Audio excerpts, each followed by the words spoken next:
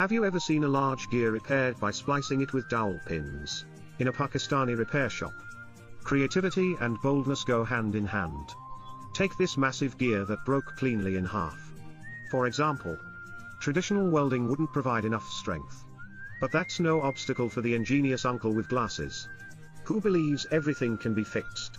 First, he used an angle grinder to meticulously smooth the fractured surfaces. Only by carefully grinding the surfaces flat can he ensure a perfect fit during reassembly, preventing any distortion in the gear's circular alignment.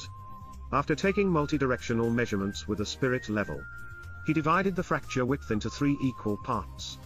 These 3 points would serve as the insertion locations for the dowel pins.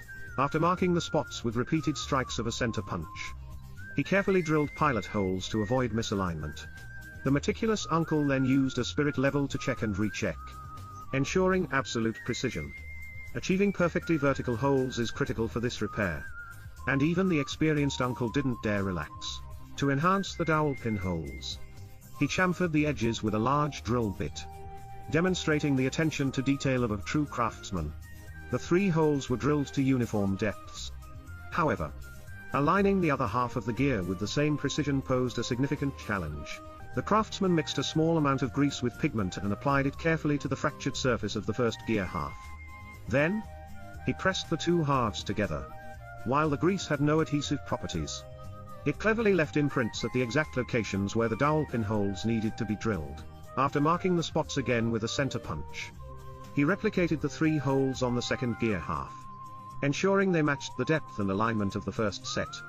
Drilling these holes with a bench drill was relatively straightforward, since the repair shop didn't have dowel pins of the required size.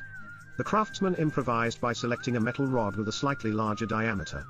However, for a seamless fit, he needed to account for the differences in their measurements and make further adjustments. The metal rod was carefully machined to reduce its diameter until it perfectly matched the hole diameter. Next,